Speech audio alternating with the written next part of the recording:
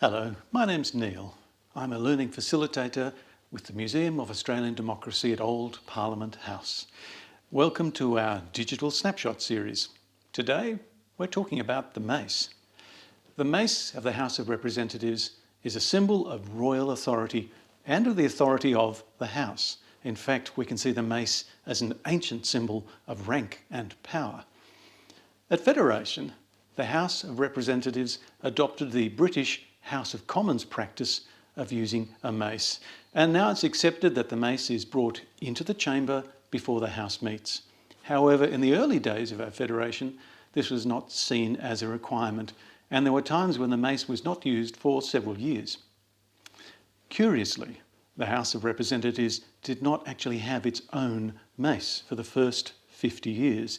Instead, it used a gilded wooden mace borrowed from the Victorian Parliament.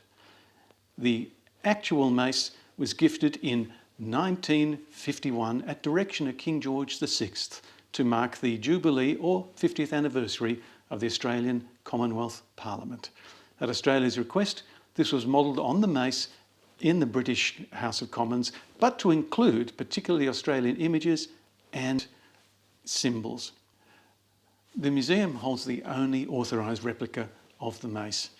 This was approved by the Speaker of the House to include an outline of Old Parliament House, so it can't be mistaken for the actual mace at Australian Parliament House. The replica was received in 2004. It cost around $235,000. It's 1.4 metres long, made of silver gilt, and weighs around 8 kilos, about as much as the actual mace. Of course, there are other maces. Every Australian state and territory has their own mace with their own designs. And so do many other countries with their states, territories and provinces if they've been influenced by the Westminster tradition. These include Scotland, Wales, Ireland, Canada, New Zealand, Sri Lanka, Kenya, Papua New Guinea, Lesotho, Nigeria, the Bahamas, Singapore and Malaysia.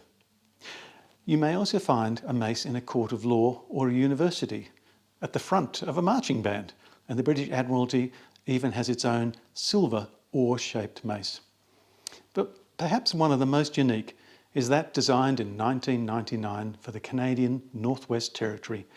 That features a silver crown surmounted by a diamond surrounding a golden orb with scenes of northern life and the midnight sun. It features representations of the local dwellings. It has samples of the 10 local languages. The shaft includes traditional art and craft, and the base has a relief map in silver of the Canadian Northwest Territory. So, maces can reflect where and how they're used. If you had to design a mace, where would you start?